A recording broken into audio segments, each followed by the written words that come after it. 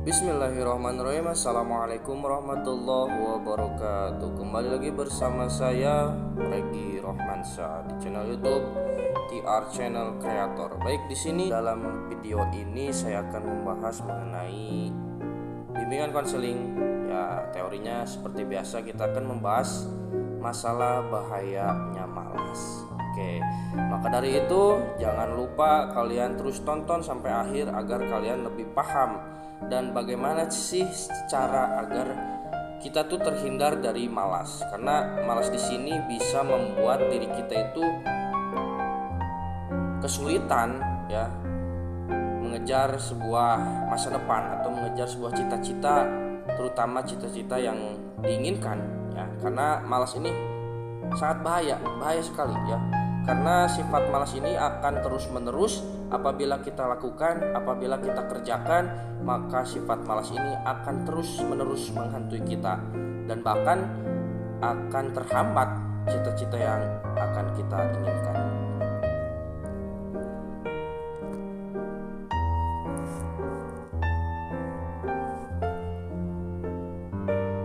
Oke, bahaya malas. Kita ketahui dulu apa sih malas itu apa sih gitu kan. Kalau misalkan kita tidak tahu pengertian apa itu malas, ya maka cari tahulah apa sih malas itu. Apabila sudah paham malas, ya pasti kalian akan berpikir lagi lebih jernih bahwa sifat malas itu harus kalian tinggalkan. Oke, pertama yaitu malas adalah kondisi ketika seseorang menghindari pekerjaan yang seharusnya dapat dikerjakan dengan potensi dan energi yang dimiliki.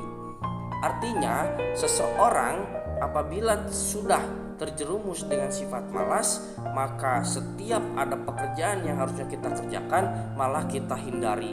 Karena apa? Bagian dari sifat malas itu adalah bermalas-malasan atau biasanya diartikan menanti-nantikan suatu pekerjaan.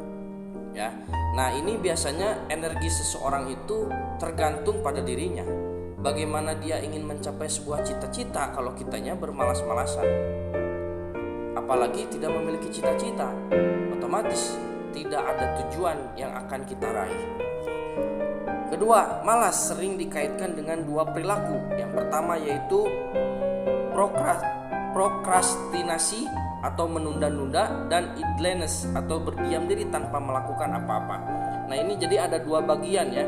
Ada malas yang menunda-nunda, ada malas yang berdiam diri tapi dia tidak melakukan apa-apa. Jadi ada dua bagian ya. Menunda-nunda dan berdiam diri tanpa melakukan apa-apa. Nah biasanya kalau menunda-nunda itu ketika kita melakukan sesuatu, nanti yang pada akhirnya lupa. Setelah lupa timbulnya rasa malas yang pada akhirnya tidak dikerjakan.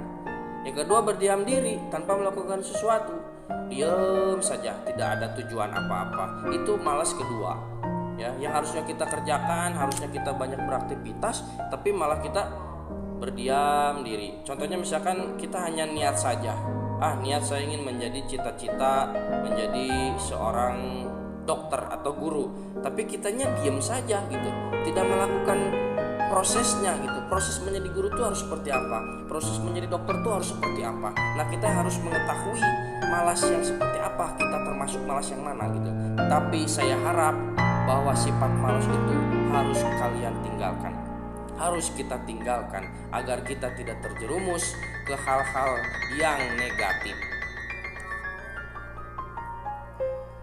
Selanjutnya itu penyebab malas.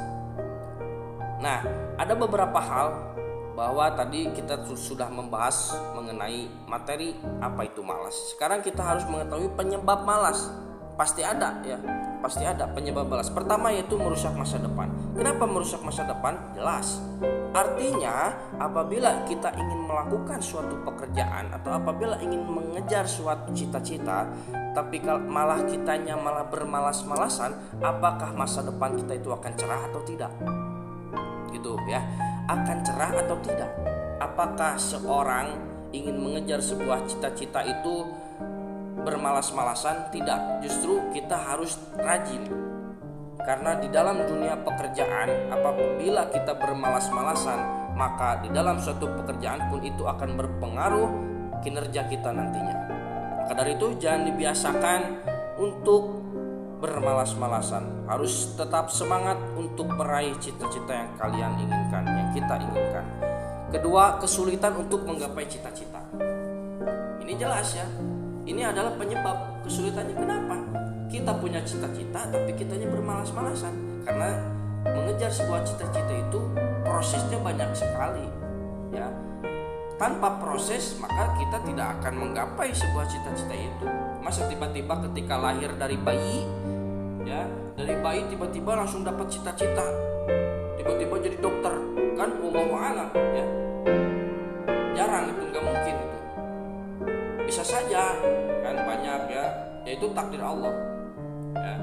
Ada bayi yang baru lahir tiba-tiba bisa mengumandangkan adzan, itu tergantung ya, tergantung Allah. Cuman bagaimana caranya agar kita itu selalu mensyukuri apa yang telah Allah berikan kepada kita. Maka dari itu bisa menjadi sebuah penyebab malasnya itu kesulitan untuk menggapai cita-cita. Ketiga, tidak akan tumbuh rasa percaya diri. Jelas akan ada keraguan dalam diri kita itu. Oh, kita mau jadi dokter, akan tetapi di samping itu kita tidak melakukan prosesnya. Kita tidak yakin terhadap diri sendiri. Kita yakin bahwa kita itu ingin menjadi diri sendiri, tetapi diri kitanya tidak memiliki sebuah cita-cita. Apakah kita hidup memiliki tujuan kalau misalkan kita tidak memiliki cita-cita? Ya otomatis kita harus memiliki cita-cita, karena cita-cita itu adalah poin penting agar kita itu semangat dalam belajar, rajin dalam bekerja, rajin dalam belajar, rajin melakukan hal-hal yang baik, terutama belajar. Maka kita akan tumbuh rasa percaya diri bahwa kita akan sampai, bahwa kita bisa mencapai sebuah cita-cita itu tanpa ada rasa malas. Selanjutnya yaitu kesimpulannya ya. Pertama, jangan pernah menunda-nunda suatu pekerjaan. Kenapa? Jangan menunda-nunda suatu pekerjaan, karena menunda-nunda suatu pekerjaan itu sangat bermasalah besar. Yang harusnya kita kerjakan dengan sesegera mungkin, segeralah lakukan. Apabila menanti-nanti suatu pekerjaan, maka rasa sifat malas itu akan tumbuh dalam diri kita. Ya, yang pada akhirnya nanti yang pada akhirnya yang harusnya kita kerjakan lupa dan pada akhirnya malas untuk melakukannya. Itu contohnya saja, ketika seseorang sakit perut misalkan ya, sakit perut, apakah sakit perut bisa dinanti-nanti? Jarang ya. Pasti kalau misalkan sudah tidak kuat ya harus dilakukan ya, secepat mungkin. Bahkan kalau misalkan pintu WC-nya ada orang atau di dalam WC-nya ada orang, kan pasti digedor-gedor ya. Jadi masalah kan, itulah jadi masalah. Nah, di dalam kehidupan apabila kita menumbuhkan rasa malas, itu akan berpengaruh dalam kehidupan keseharian maupun kehidupan di masa depan nanti, baik di sekolah ataupun di dunia pekerjaan. Kedua, jangan melakukan aktivitas yang tidak bermanfaat, tapi carilah aktivitas yang bermanfaat bagi dirinya, khususnya masa depan. Ya, karena memiliki sebuah cita-cita itu harus sungguh-sungguh melakukan proses yang harus dilakukan. Belajar, berolahraga, mencari tahu apa itu cita-cita, mencari tahu apa itu profesi, agar selama kita belajar, kita punya tujuan yang jelas, sehingga ketika kita mau melakukan sesuatu, kita dipikirkan terlebih dahulu. Maka dari itu, kalian atau kita semua harus memiliki cita-cita, karena itu adalah kunci dari keberhasilan kita, kunci dan motivasi agar kita mau mengejar sebuah cita-cita itu. Ketiga, bergaulah dengan baik. Ini pergaulan pun sangat penting ya. Kita harus cari tahu nih pergaulan yang seperti apa yang harus kita lakukan. Karena apabila kita salah memilih pergaulan, kita tanya kepada diri kita, apakah pergaulan itu akan membawa kita menuju keberhasilan untuk menggapai cita-cita atau tidak. Nah itu, jadi bergaulah dengan orang yang sekiranya membawa kita itu meraih apa yang kita inginkan. Boleh bergaul dengan siapapun, tapi kita harus lihat apakah mereka bisa membuat kita itu maju atau tidak. Jadi kita harus jelas dulu gitu pertemanannya gitu kan ya, bermainnya seperti apa. Maka dari itu carilah pergaulan yang sungguh-sungguh, yang benar, agar ketika kita nanti bergaul dengan mereka, kita terbawa dan kita termotivasi untuk meraih cita-cita bersama-sama. Keempat, perbanyak aktivitas yang baik. Nah ini aktivitas di sini dalam arti bisa saja berupa belajar, ya, waktunya sholat. Kita tanya, sholat sampai 1 jam atau 2 jam gak sih? Tidak kan, paling cepat 5 menit lah.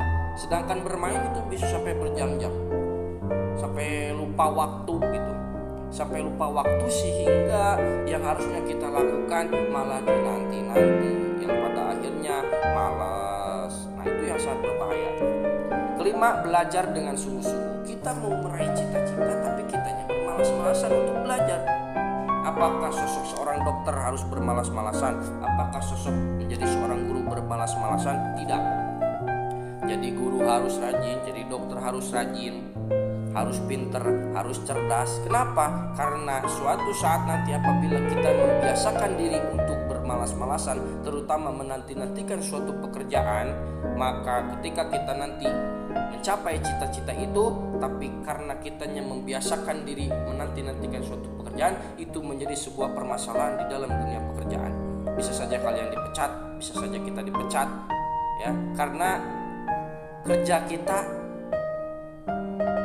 tidak gesit, tidak cepat. Yang harusnya kita lakukan sesegera mungkin malah dinanti-nanti karena kebiasaan dari dulunya gitu. Maka dari itu saya harap semuanya yang mendengarkan video ini bisa mengerti, bisa memikirkan masa depan, bisa memikirkan kehidupan yang lebih baik lagi ke depan. Maka dari itu hindarilah sifat malas, karena sifat malas akan membuat sebuah permasalahan bagi kehidupan kita ke depannya. Terima kasih, mungkin itu saja yang dapat saya sampaikan. Mudah-mudahan apa yang dapat saya sampaikan bisa kita lakukan dan kita bisa hindari, terutama menghindari menunda-nunda suatu pekerjaan. Terima kasih dari saya. Assalamualaikum warahmatullahi wabarakatuh.